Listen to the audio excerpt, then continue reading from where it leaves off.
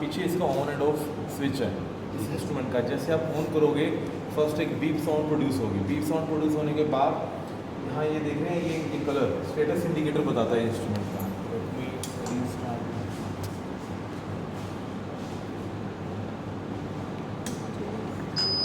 Beep sound आई, ये देखिए ये ना डिम होगी ब्राइट होगी, डिम होगी ब्राइट होगी। ये लाइट जब स्टेबल हो जाएगी दैट मीन्स कि instrument is ready to operate, मतलब इसको आप पीसी से कनेक्ट कर सकते हो। अभी what this instrument is doing is on it's on, ये इलेक्ट्रॉनिक्स की फंक्शनैलिटी को चेक कर रहा है इसके इंटरनल। अगर कहीं कुछ प्रॉब्लम होगी hardware related it will turn dark red in colour. ये अभी एम्बर कलर है, एम्बर कलर में मिक्सचर ऑफ कलर्स है। अगर इस इंस्ट्रूमेंट के अंदर कहीं कुछ प्रॉब्लम होगी it will turn dark red in colour, ये रिंग रेड कलर की हो जाएगी। अभी ये जो स्टेबल हो जाएगा, एक साउंड, दो साउंड, ये इसने 3 साउंड दिए यानी कि अभी रेडी है। अब हम इसको कम्युनिकेट कर सकते हैं और ये भी स्टेबल हो जाएगी इसकी। जैसे ही मैं सॉफ्टवेयर को ओपन करूँगा ये इसका कलर चेंज हो जाएगा, इसका कलर येलो कलर का हो जाएगा। येलो या ग्रीन भी बोलते हैं, ग्रीन लग रहा है हमें अपीयरेंस में।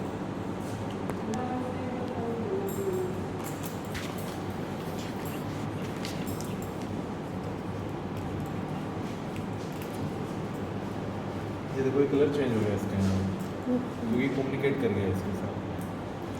अब सबसे पहले आपने अपनी एक फ़ाइल बनानी है या ऑलरेडी बनी हुई है तो उसी में मेजरमेंट करोगे। फाइल नेम जनरल इंस्टीट्यूट्स में अपने नेम से बनाते हैं यूज़र, कुछ भी नाम हो सकता है, मोहित हो गया, नेहा हो गया, XYZ, कुछ भी नाम से आप अपनी फाइल बना सकते हैं। उस फाइल के अंदर थाउजेंड्स ऑफ रिकॉर्ड होते हैं, सेव कर सकते हैं। अब मैंने ये बनाई हुई है, इसमें की फाइल मेरी सेव की हुई है मैंने PV के नाम से। PV means performance verification, standard का नाम है। नाउ अब मैंने फ़ाइल प्रिपेयर कर ली है। फाइल नई कहाँ से बनती है? फाइल नई बनती है यहाँ से, न्यू, ये शॉर्टकट देख रहे हैं आप, न्यू। यहाँ पे मैं नेम टाइप करूँगा, सेव करूँगा तो फाइल नई बन जाएगी। जैसे कि XY, सपोज कि मैं फाइल नेम बना रहा हूँ XYZ, सेव करता हूँ उसको। So file with the name XYZ ये क्रिएट हो गई है यहाँ पे, आप देखिए, ठीक है।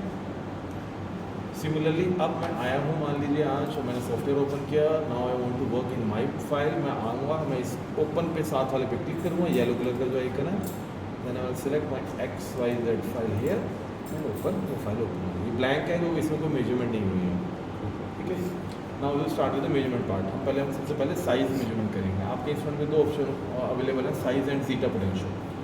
और टेम्परेचर ट्रेंड हम कर सकते हैं, एक रेंज टेम्परेचर की हम ले सकते हैं, उस पर कर सकते हैं। But for that you need a glass cuvette, और जीटा के अंदर डिप सेल्फ चाहिए जो आपके पास नहीं है मुझे लगता है।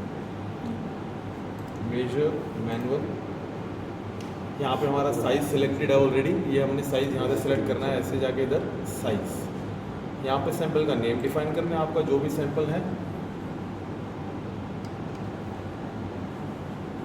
मटेरियल क्या है आपका, आपको मटेरियल अगर पता है तो अच्छी बात है, उसका रिफ्लेक्टिव इंडेक्स, इसकी एब्जॉर्प्शन वैल्यू भी अगर पता है तो अच्छी बात है, आप इसमें इनकॉर्पोरेट कर सकते हैं। ये रिक्वायर क्यों होती है RI रिफ्लेक्टिव इंडेक्स की वैल्यू? ये जो आपकी इंटेंसिटी बेस्ड फ्लक्चुएशन जो मेजरमेंट हो रही है, ये इंस्ट्रूमेंट कर क्या रहा है, एक लेज़र यहाँ पे प्लेस्ड है, इधर से ऐसे बेंड होती है 90 डिग्री में, फिर इधर से बेंड होती है और आपके सैंपल के बीच में से पास होती है। स्कैटरिंग होगी विद रिस्पेक्ट टू टाइम, वो मेजर कर रहा है। Intensity fluctuation with respect to time measure करके उससे कोरिलेट करके आपका साइज़ जो बन रहा है आपके सैंपल का, वो ये चीज़ बता रहा है, ठीक है। अब ये जो भी मेजरमेंट कर रहा है, जो ये टेक्निक जिस पे बेस्ड है वो है intensity based fluctuations with respect to time. Cuvette के अंदर सैंपल है, फ्रैक्शन ऑफ सेकंड्स के अंदर वो आगे पीछे ब्राउन में मोशन कर रहा है, आगे पीछे मूव कर रहा है, एक जगह से दूसरी जगह पे जा रहा है, वो ये मूवमेंट को ट्रैक कर रहा है, कोरिलेट कर रहा है उसको, उसके बेसिस पे साइज़ बना रहा है, ठीक है। अब मेजरमेंट हो रही है और फाइनली जो रिपोर्ट बनती है वो बनती है intensity based PSD, intensity PSD, intensity particle size distribution. PSD stands for particle size distribution. अब हम उसे कन्वर्ट करके आपको मैं दिखा रहा था, नंबर PSD भी दिखा रहा था, वॉल्यूम PSD भी दिखा रहा था, वो कैसे जनरेट होती है, उसी इंटेंसिटी PSD को वो बेस रखता है और इस RI वैल्यू और एब्जॉर्प्शन को यूज़ करके उसे कन्वर्ट कर देता है वॉल्यूम एंड नंबर में। जबकि इस इंस्ट्रूमेंट का जो बेस है, जो टेक्निक है, दैट इज इंटेंसिटी PSD, लेकिन ये वॉल्यूम और नंबर भी बता देता है, आपको आइडिया दे देता है, ताकि आपकी मेजरमेंट में आपको आइडिया रहे कि आपको कितना साइज़ का सैंपल। तो सर हमारा सैंपल मतलब सस्पेंशन होना चाहिए। हाँ, वो होना सर, ये वाटर या जो भी सॉल्वेंट आपको उसमें सस्पेंडेड फॉर्म में होना चाहिए सर, कोलोइडल सस्पेंशन होना चाहिए। डिस्पर्सेंट इज क्या, डिस्पर्सेंट आप यूज़ कर रहे हो, वाटर यूज़ कर रहे हो, IPA यूज़ कर रहे हो, मिथेनॉल यूज़ कर रहे हो, इथेनॉल यूज़ कर रहे हो, जो भी आप यूज़ कर रहे हो, ये ऑलरेडी एक लिस्ट इसमें बनी हुई है। ये देखिए आप मेथनॉल, डिकेन, इथाइलिन ग्लाइकोल जो भी अगर है इस लिस्ट में फॉल करता है तो अच्छी बात है, अगर नहीं फॉल करता तो आप ऐड कर सकते हैं इस लिस्ट में अपना डिस्पर्सन या ऐड पे क्लिक करके, ऐड सिंपल डिस्पर्सन, यहाँ पे नाम डालिए, उस टेम्परेचर पे जिस पे आपको मेजर करना है उसकी विस्कोसिटी आपको नोन होनी मैंडेटरी है, जिस भी टेम्परेचर पे आप मेजरमेंट करने जा रहे हैं तो वो ये मैंडेटरी है, टेम्परेचर और विस्कोसिटी मतलब उस पर्टिकुलर टेम्परेचर पे सेम वो होनी चाहिए, वैल्यू अगर अलग अलग हो तो रिजल्ट अलग अलग हो जाएंगे, मतलब रिजल्ट इनएक्यूरेट आएंगे आपके। कॉम्प्लेक्स वाला भी बता दो स्टूडेंट बफर में उसका सॉल्यूशन। कॉम्प्लेक्स सॉल्वेंट के अंदर यहाँ पर आपको अपना अगेन नाम देना है, viscosity, reflective index, primary solvent क्या है वो आप इसमें डिफाइन कर सकते हो, चेंज करना चाहो तो ये मेन तो प्राइमरी सॉल्वेंट है, एडिटिव अगर आपने उसमें कुछ डाला हुआ प्रोपेनॉल है या कुछ भी है तो वहाँ यहाँ से आप उसको सिलेक्ट कर सकते हो, ये सिलेक्ट कर लिया, उसकी कॉन्सेंट्रेशन क्या थी वो कर लीजिए और उसको ओके कर लीजिए और यहाँ से मतलब जैसे डालेंगे आप वैल्यू कुछ भी आप डालिए, मोलारिटी कैलकुलेट इसमें आप ही कर दिया, वेट परसेंटेज में आप कुछ इसमें जो है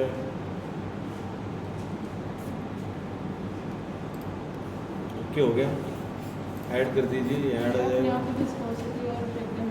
कैलकुलेट कर लेगा और ये okay, no name has been specified, okay BB name करूँगा तो वो उस नाम से बना देगा और इस लिस्ट के अंदर ये बीबी यहाँ पर आ गया, ओके करूँगा तो वो इसको यूज़ कर लिया इसमें, ठीक है। ये डाला था मैंने जैसे ये ICN नीचे करना है,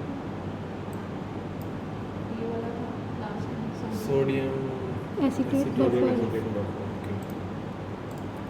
अभी वाटर है, मैंने वाटर सेलेक्ट कर लिया, सेल अच्छा उसके बाद जनरल ऑप्शन से कुछ भी चेंज नहीं करना आपने, टेम्परेचर में कितने टेम्परेचर पे आप मेजरमेंट करने जा रहे हो वो डिफाइन करना है यहाँ पे आपने, इसका इक्विलिब्रेशन टाइम इस जनरली इसको आप 50-60 सेकेंड्स दे सकते हो, जितना ज़्यादा दोगे उतना अच्छा है, 100 सेकेंड 120 सेकेंड में दे सकते हो, 2 मिनट्स में दे सकते हो, मैं इसमें अभी जस्ट इसको 5 सेकेंड देने वाला हूँ, वो भी मैं ऑलरेडी कर चुका हूँ इसको जस्ट टेम्परेचर में।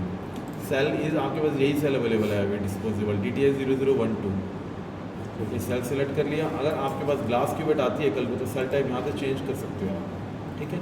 जैसे सर यूवी की जो हाँ वो आप यूवी वाले भी यूज़ कर सकते हो, ग्लास क्यूबेट यहाँ पे सेलेक्ट कर दो, क्वार्ट्स किया तो क्वार्ट्स के सेलेक्ट कर दो, Quartz यूवी की की जनरली ऐसी आती है कई बारी, या आप ग्लास है तो ग्लास सेलेक्ट कर लो, ग्लास की ये होगी ये वाली बस क्यूबिट से बाकी कुछ फर्क नहीं रहेगा, टाइप ऑफ क्यूबिट चेंज हो जाएगी, cell type, yes cell type actually ये चेंज क्या कहते हैं, एल्गोरिथम चेंज हो जाते हैं इसमें, क्योंकि क्यूबेट की ग्लास क्यूबेट की जो आउटर बॉडी होगी उसका जो डायमीटर है वो थिकनेस ज़्यादा होगी कंपेयर टू पॉलीस्टाइरीन क्यूबेट, तो एल्गोरिथम कैलकुलेशन में चेंजेस होते हैं, इसलिए यहाँ वो चेंज हमें करना यूज़ करनी है तो जो हमारे पास हम वो सिलेक्ट करेंगे। अभी तो आपके पास डिस्पोजेबल है तो डिस्पोजेबल सेलेक्ट करेंगे, ये ठीक है। नेक्स्ट इज मेजरमेंट, इसमें आपने कुछ चेंज नहीं करना, इसको ऑटोमेटिक पे रहने देना है और सीधा ओके क्लिक करना, आगे कुछ नहीं कर छेड़खानी करनी है उसके अंदर, वो जनरली कंपनीज में यूज़ होती है कि कंप्लीट होती है मेजरमेंट में, एक्स प्रिंटर से जाके प्रिंटर निकल आए, एक्सपोर्ट हो जाए रिजल्ट एक्स ड्राइव के अंदर जाके वो चीज़ें, अपने इसको ओके करना है, ओके करती है विंडो ओपन हो जाएगी, ऊपर आपको insert cell and press start when ready, cell के अंदर हमने सैंपल लोड किया हुआ था ये वाला 200 नैनोमीटर वाला, इसको हमने इंसर्ट कर दिया, मेक श्योर इंसर्ट करते मैं वी नोच फ्रंट में हो, ये वी नोच फ्रंट में देने का लॉजिक ये है, अगर बार बार इस क्यूबिट को आप यूज़ कर रहे हो ना, वैसे तो डिस्पोजल बोलते हैं, फॉरनर तो बोलते हैं एक बार यूज़ किया और डिस्कार्ड करते हैं सैंपल के बाद, हम इंडियंस मानते नहीं है, हम यूज़ करेंगे दोबारा, हम क्लीन करेंगे उसको, क्लीन करने में अभी क्या है एक डायरेक्शन में बार बार डालोगे ना, अभी इसको जब जाती है ना अलोंग द वॉल तो इसके स्क्रैचेस डेवलप होते हैं, तो एक लिमिट के बाद आप फिर इसको इस वी नोट से आपको आइडिया हो जाएगा, मैंने 10 बार वी पे लगाई है, इस बार मैं इस डायरेक्शन में ले लूँ, फिर मैं इसमें ले लूँगी, टॉप पे भी लिख सकते हो, तो वो थोड़ा सा एक आइडिया बन जाता है। वैसे डायरेक्शन दिखाने के लिए ताकि स्क्रैचेस एक ही साइड डेवलप हो जाए होंगे तो।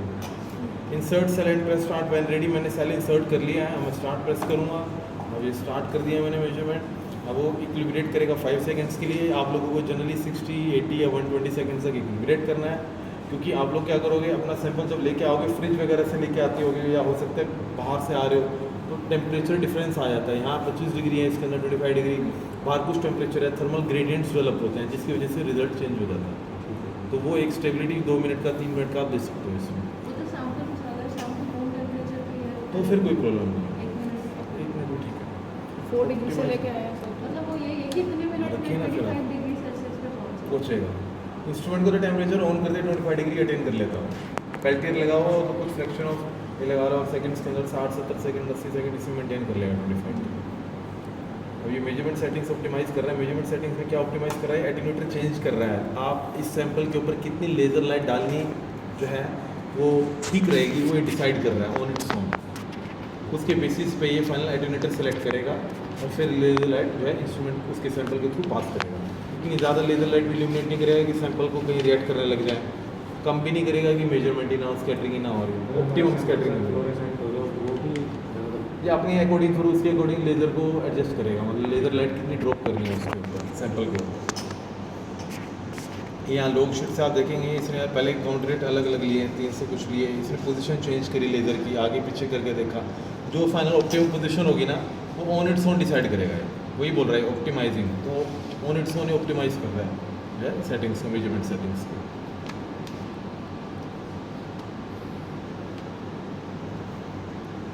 अब इसने मेजरमेंट स्टार्ट कर दी, ऑटोमेटिकली इसने 12 नंबर ऑफ सबरन्स डिसाइड किए हैं। सबरन्स ये ऑटोमेटिकली डिसाइड करता है कि कितने सबरन्स लेने हैं एक मेजरमेंट में। वो 15 भी हो सकते हैं, 18 भी हो सकते हैं, depending on the stability of the sample, कितना स्टेबल है सैंपल, उसके बेसिस पे नंबर ऑफ सबरन्स ये डिसाइड करता है। अभी देखिए इसने साइज़ की रीडिंग देनी स्टार्ट कर दिया, 206 नैनोमीटर यहाँ पे दिया। जितना ब्राउन मूवमेंट होगा उतना ये सब इंक्रीज कर देगा। ब्राउन इन मोशन तो एक्चुअली साइज़ मतलब एक तो साइज़ के लिए निकालने के लिए ज़रूरी है, नंबर ऑफ सबरेंसेस स्टेबिलिटी के ऊपर है कि सैंपल का साइज़ कितना फ्लक्चुएट कर रहा है, वो चीज़ है। अगर जितना अनस्टेबल होगा ना सैंपल, क्योंकि लेज़र के सामने कभी बड़े पार्टिकल आ रहे हैं, कभी छोटे आ रहे हैं, कभी बड़े आ रहे हैं, कभी कुछ साइज़ के आ रहे हैं, कुछ साइज़ के आ रहे हैं, इन दैट केस वो कहेगा ये सैंपल की स्टेबिलिटी नहीं दिख रही है, वो टाइम बढ़ाता है, ड्यूरेशन बढ़ा देता है, नंबर ऑफ सबरेंस बढ़ाता है। Size of the sample, size नहीं बोलूँगा, stability of the sample. Size से कुछ मर्जी से काम ही साइज़ देना है। अगर बार बार वो मेजरमेंट कर रहा है और ये 204 ही आ रहा है तो ये ठीक है। अगर ये क्योंकि स्टार्टिंग में फिर कैलकुलेट अगर इसको उसी टाइम फ्लक्चुएशन दिखती ना कि कभी 20 आ रहा है, कभी 400 हो रहा है, कभी 100 हो रहा है, तो फिर नंबर ऑफ सबरेंस बढ़ा देता कि let the sample get stable.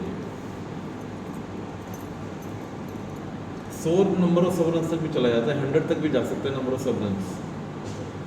तो इसमें ज़्यादा तो आप समझ लो कि आपको सैंपल चेंज करना पड़ेगा, या तो कुछ किसी कंसंट्रेशन बढ़ानी पड़ेगी या घटानी पड़ेगी या कुछ और चेंज करना पड़ेगा।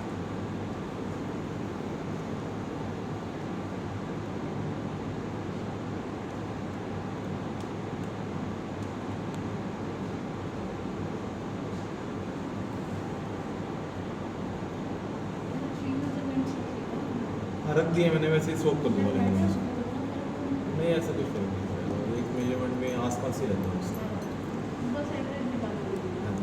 वो तो 3 की एवरेज भी बाद में आपको कैलकुलेट कर सकते हो। मैं इसको स्टॉप कर रहा हूँ यहाँ पे। यस ठीक है, ये मेजरमेंट हो गया, इसको मैं अभी क्लोज कर रहा हूँ। ये मेजरमेंट मेरा यहाँ पर आ गया, इसको मैं सिलेक्ट करूँगा, इंटेंसिटी PSD, ये रिपोर्ट आ गई। ये ज़्यादा एवरेज साइज़ है मेरा 203 नैनोमीटर, ये काउंट रेट्स है। अब इसका मुझे अगर प्रिंट लेना है तो what I will do is मैं यहाँ प्रिंट पे क्लिक करूँगा, Microsoft print to PDF, okay. Desktop पे या कहीं भी जहाँ भी आपने अपनी कोई फोल्डर बनाया हुआ उस पर जाकर उस फाइल को नाम से सेव कर दूँगा तो वो सेव हो जाएगा।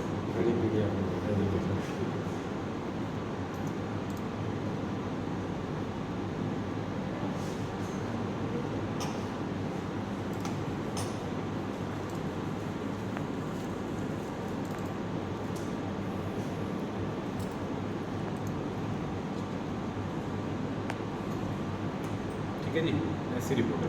ओके।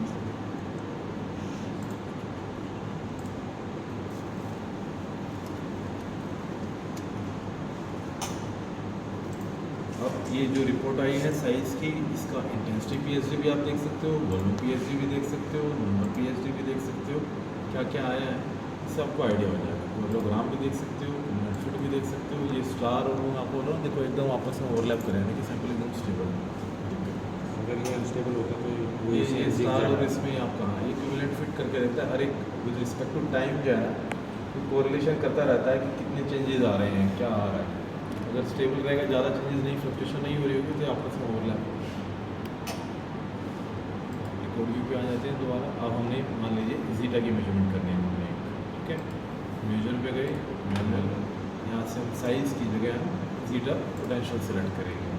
यहाँ पे हम इसका नाम डिफाइन करेंगे। जीटा की क्यूबिट में जो सैंपल आप लोड करते हो, इस क्यूबिट में with help of a syringe आपने लोड करना है और टुवर्ड्स ग्रेविटी रहना चाहिए सैंपल। ग्रेविटी कैसे, मैं दोबारा इसमें आपको दिखाता हूँ।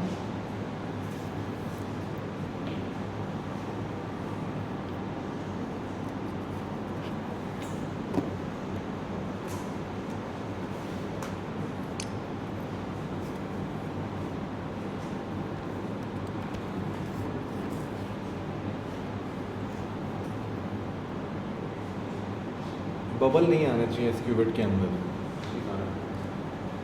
फर्स्ट टाइम जब फिल करोगे ये ऐसे इन्वर्ट करके रखिए, कैपिलरी बनी है, यू शेप में बना हुआ है इसमें, तो फर्स्ट हाफ ऐसे रखना है,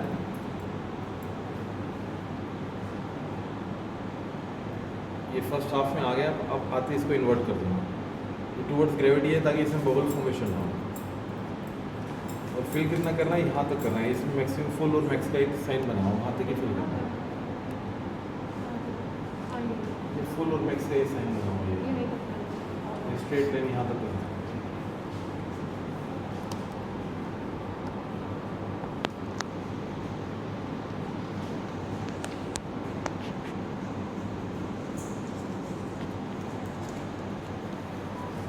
अब इसको प्लेस करना है, मोल1 का एक लोगो बना हुआ वो फ्रंट में रहना चाहिए। जैसे इसमें वी नोट्स देखते हैं, इसमें मोल1 का एक लोगो है, ये बना हुआ लोगो, ये फ्रंट में रहना चाहिए। अपोजिट साइड में फुल और मैक्स लिखा हुआ है, उस साइड को नहीं रखना, फ्रंट में मोल1 वाला जो लोगो है वो फ्रंट में रहना चाहिए। इसको हमने अंदर प्लेस किया, यहाँ टक एक नॉइज़ आती है, देखिए जब ये अंदर जाएगा टिक, यानी कॉन्टैक्ट बनानी है इसने इलेक्ट्रोड के साथ। इसको ऑफ कर दीजिए।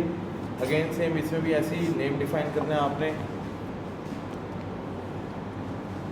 मेटल का, डिस्पर्सेंट का, जनरल ऑप्शन कितनी चुनना, टेम्परेचर है, इसको मैं अभी 10 सेकंड कर देता हूँ। सेल इसके अंदर आपके पास ये 1070, ये बाकी वाले नहीं है आपके पास। अगर सॉल्वेंट वगैरह वोलेटाइल यूज़ कर रहे हो तो उसके लिए डिप सेल आता है, वो ये रहा डिप सेल, ये आपके पास है नहीं एक्चुअली। ये डिस्पोजेबल फोल्डेड, मेजरमेंट अगेन 3 है, इसको मैं अगेन कर देता हूँ, okay. Again insert cell and press start when ready, अब मैं स्टार्ट प्रेस कर देता हूँ। जी करके इसमें साउंड दिया है, ये इलेक्ट्रोड्स की करंट अप्लाई होगा, वोल्टेज अप्लाई होगी आपके सैंपल के ऊपर, positive negative polarity continuously change कर रहा है, जो भी फाइनल चार्ज होगा आपके सस्पेंशन को वो अटेन कर लेगा, वो यहाँ पर इफेक्ट है। इलेक्ट्रिक फील्ड अप्लाई होगी। जीटा पोटेंशियल का मतलब क्या है, हम ये कर रहे हैं finally calculate movement of charge particles under the influence of an electric field. क्या है वो मूवमेंट, फाइनली क्या चार्ज आया फिर।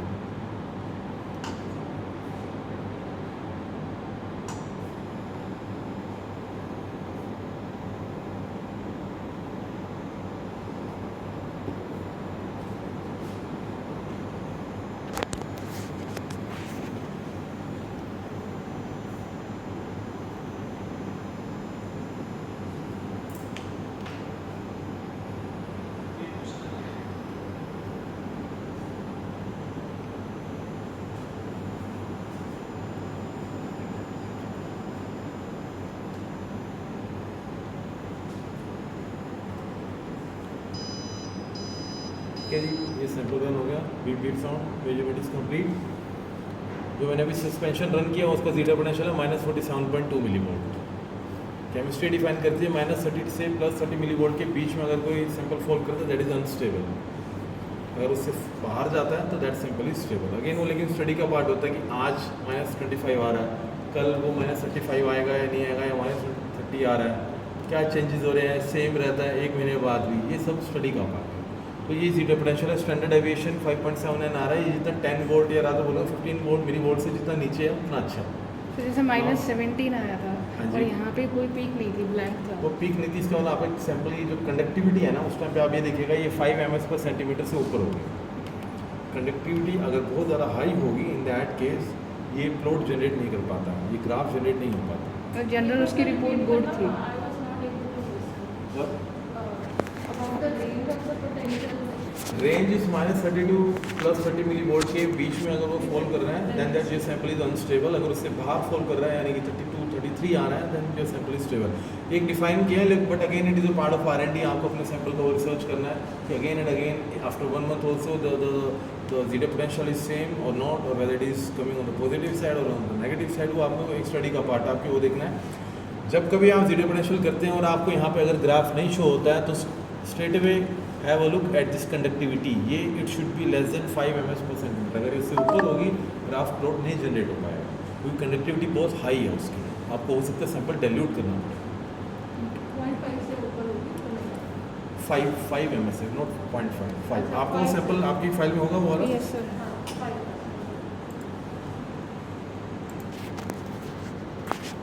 सरीम कौन सा है रिपोर्ट, कुछ आइडिया होगा?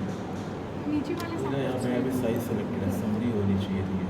समरी में ना साइज और थीटा दोनों आता है। मतलब पी पोटेंशियल पोटेंशियोमीटर एक तो ये आया हुआ है, देखो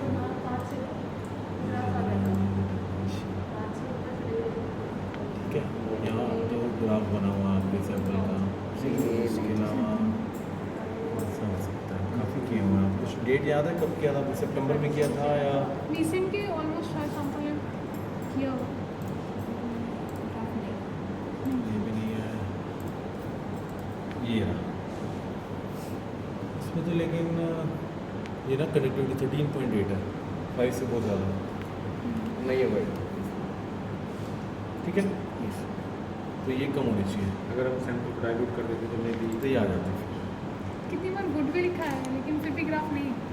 हाँ, क्योंकि वो ग्राफ के लिए फेस प्लॉट करता है। वो क्या करता है, स्लो फील्ड रिवर्सल और फास्ट फील्ड रिवर्सल दो प्रोसेस होते हैं। बहुत तेज इलेक्ट्रिक फील्ड को चेंज करता है और बहुत स्लो करता है। स्लो करता है बड़े पार्टिकल्स के लिए, क्योंकि वो बड़ी देर से मूवमेंट करते हैं, भारी होते हैं, भारी आदमी चलने में दिक्कत होती है। अगेन उसी को भी पार्टिकल्स भारी होता है तो मूवमेंट लेट करता है, इसलिए उसकी धीरे से उसको अप्लाई करता है और फिर देखता है कि कहाँ जा रहा है। छोटे पार्टिकल्स में बड़ी रैंडम मूवमेंट करेंगे तो उसमें फास्ट इलेक्ट्रिक फील्ड, इसमें सॉरी फास्ट वाली जो है वो क्या कहते हैं अपना इसके लिए है बड़े पार्टिकल के लिए, और जो स्लो वाली है वो छोटे पार्टिकल से, उनकी मूवमेंट बहुत फास्ट होती है, रिवर्स है। तो उनको ट्रैक करने में उसको स्लो अप्लाई करना पड़ता है ताकि आराम से उनकी मूवमेंट को देख सके कहाँ भाग रहे हैं, क्या चार्ज फाइनली वो अटेंड करें।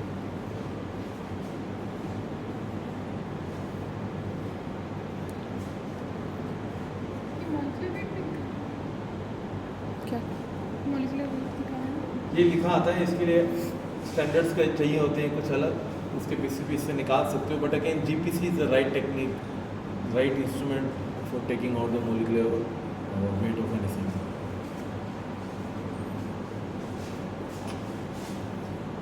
इसमें आप स्टैंडर्ड लेते हो इसमें, और जो है कुछ वैल्यूज इनकॉर्पोरेट होती हैं उस स्टैंडर्ड की, आप रेफरेंस लेते हो, स्कैटरिंग नहीं कराते हो। कहीं कुछ भी अगर कंटेमिनेशन होगी तो मॉलिक्यूलर वेट कहीं कहीं चला जाएगा। स्टैंडर्ड इंस्ट्रूमेंट नहीं है ये मॉलिक्यूलर वेट की। बड़ा आइडिया तो हो जाता है। नहीं, आइडिया भी नहीं होगा इससे। थोड़ा बहुत भी अगर ऊपर नीचे होगा ना तो आइडिया कहीं का कहीं चला जाएगा। Dedicated for size and zero potential, तो ये तरीका है जीरो पोटेंशियल। पोटेंशियल के लिए तो स्टैंडर्ड आते हैं, ये भी स्टैंडर्ड ही था लेकिन ये वो हो चुका है ये, और ये टेम्परेचर के साथ ये काफ़ी वो रहते हैं, तो वेरी कर जाते हैं टेम्परेचर, इनको वो रखना पड़ता है। मेरे पास अभी मैं उस टाइम इसलिए बोल रहा था कि हाँ डेमो दे दूँगा, लेकिन एग्जैक्ट रेंज जो है इसकी जनरली स्टैंडर्ड की ये रहती है कि ये -36 से 46 के बीच में कुछ रहता है इसका। अभी अगर हम देखते हैं -36 to +46 -46 ही होंगे, -36 to -46 नोट प्लस। इसमें मैं फाइल देखता हूँ, अगर अभी मैं ये देखता हूँ, मैं रिजल्ट नहीं देख रहा हूँ उसका कितना आया।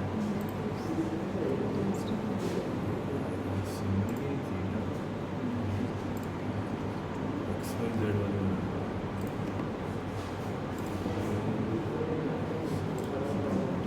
-47.2 है, ये ऑलमोस्ट पास है, तो ज़्यादा दूर नहीं है ये भी।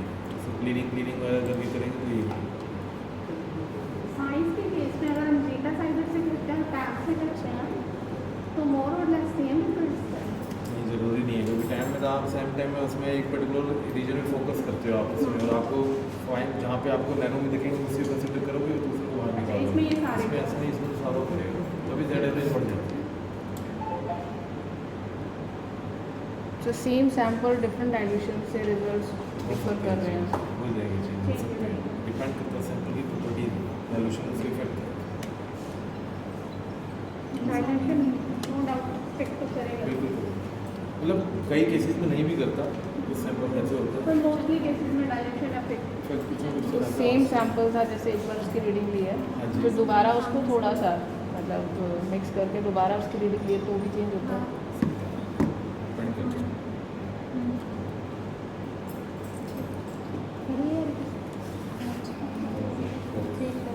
ठीक है जी, anything else? Sir thank you. Sir अगर हमें साइज जानना है अपने मटेरियल का, अपने सॉल्यूशन का, तो हम एग्जैक्टली कौन से ग्राफ से देखें? आप नंबर दे दो।